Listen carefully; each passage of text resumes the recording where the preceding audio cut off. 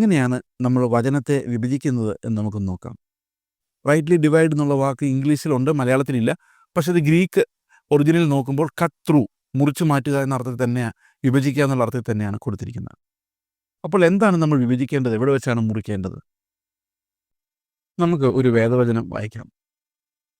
2 തിമോത്തിയോസിൻ്റെ 2-ാം അധ്യായത്തിൻ്റെ 15-ാം വാക്യം. സത്യവചനത്തെ യഥാർത്ഥമായി പ്രസംഗിച്ചുകൊണ്ട് ലജ്ജിപ്പാൻ സംഗതിയില്ലാത്ത വേലക്കാരനായി ദൈവത്തിന് കൊള്ളാകുന്നവനായി നിൽപ്പാൻ ശ്രമിക്കാം. ഈ വാക്യം നിങ്ങൾ പലരും കേട്ടിട്ടുണ്ടാവും, പല പ്രാവശ്യം വായിച്ചിട്ടുണ്ടാവും. പക്ഷേ ഇതിനകത്തൊരു ദുരുപദേശത്തിനുള്ളൊരു സ്കോപ്പുണ്ടോ?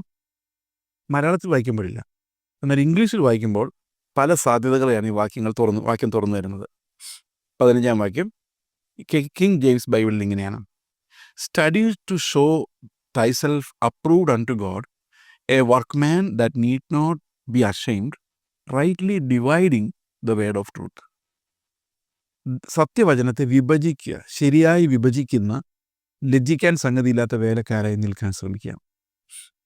അപ്പോൾ വിഭജിക്കുക എന്ന് പറഞ്ഞു കഴിയുന്നിടത്താണ് നമുക്ക് ഇന്ന് ഒരു ദുരുപദേശം വളർന്ന് പ്രചരിച്ചുകൊണ്ടിരിക്കുന്നത്.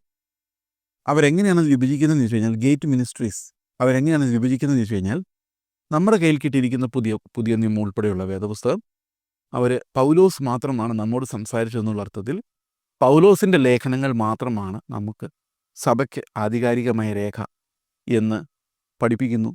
അങ്ങനെ ബാക്കിയുള്ളത് നമുക്കുള്ളതല്ല എന്നുള്ളൊരു പഠിപ്പിക്കലാണ് ഈ ഗേറ്റ് മിനിസ്ട്രിക്കാർ ചെയ്യുന്നത്. എന്നാൽ എങ്ങനെയാണ് നമ്മൾ വചനത്തെ വിഭജിക്കുന്നത് എന്ന് നമുക്ക് നോക്കാം. റൈറ്റ്ലി ഡിവൈഡ് എന്നുള്ള വാക്ക് ഇംഗ്ലീഷിലുണ്ട്, മലയാളത്തിലില്ല. പക്ഷെ അത് ഗ്രീക്ക് ഒറിജിനൽ നോക്കുമ്പോൾ കട്ട് ത്രൂ, മുറിച്ചു മാറ്റുക എന്ന അർത്ഥത്തിൽ തന്നെയാണ്, വിഭജിക്കുക എന്നുള്ള അർത്ഥത്തിൽ തന്നെയാണ് കൊടുത്തിരിക്കുന്നത്. അപ്പോൾ എന്താണ് നമ്മൾ വിഭജിക്കേണ്ടത്? എവിടെ വെച്ചാണ് മുറിക്കേണ്ടത്? നമുക്കറിയാം, ആദിമ സഭ ആരംഭിക്കുമ്പോൾ 3000 പേർ സ്നാനമേറ്റ സമയത്ത് ഈ ഒരു ലേഖനങ്ങൾ എഴുതപ്പെട്ടിട്ടുണ്ടായിരുന്നില്ല. പൗലോസോ പത്രോസോ ലേഖനം എഴുതുകയോ മത്തായിയോ മർക്കോസോ സുവിശേഷം എഴുതുകയോ ഒന്നും ചെയ്തിട്ടുണ്ടായിരുന്നില്ല. അന്ന് അവരുടെ കയ്യിലുണ്ടായിരുന്ന വചനം പഴയ നിയമമായിരുന്നു.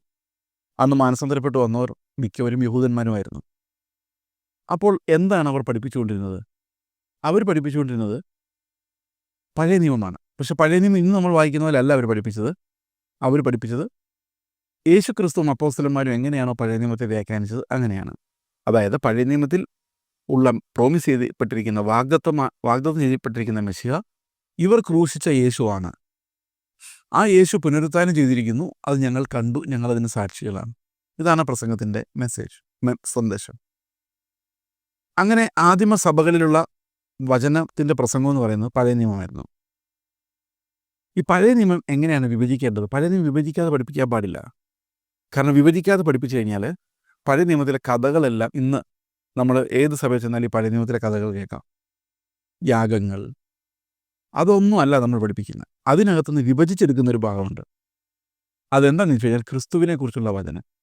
അത് പഴയ നിയമത്തിലും പുതിയ നിയമത്തിലും ഉണ്ട്. മോശ എങ്ങനെയാണ് ക്രിസ്തുവിനെ നിന്ന് തിരഞ്ഞെടുത്തത്, അത് നമ്മൾ അതിൽ നിന്ന് വിഭജിക്കുന്നതാണ്.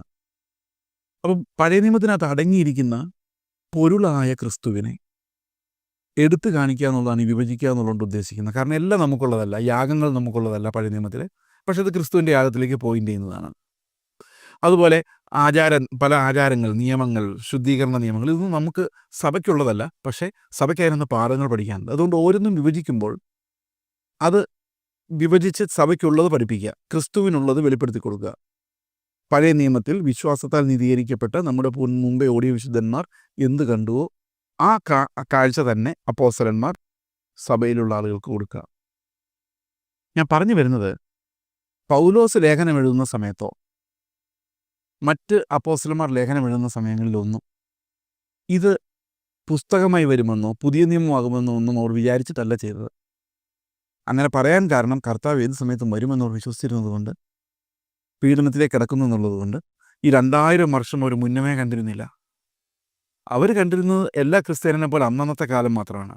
അപ്പോൾ തിമോത്തിയോസിന് ലേഖനം എഴുതുമ്പോൾ തിമോത്തിയോസിന് മറ്റ് ലേഖനങ്ങളെക്കുറിച്ച് അറിവുണ്ടാകണമെന്നില്ല.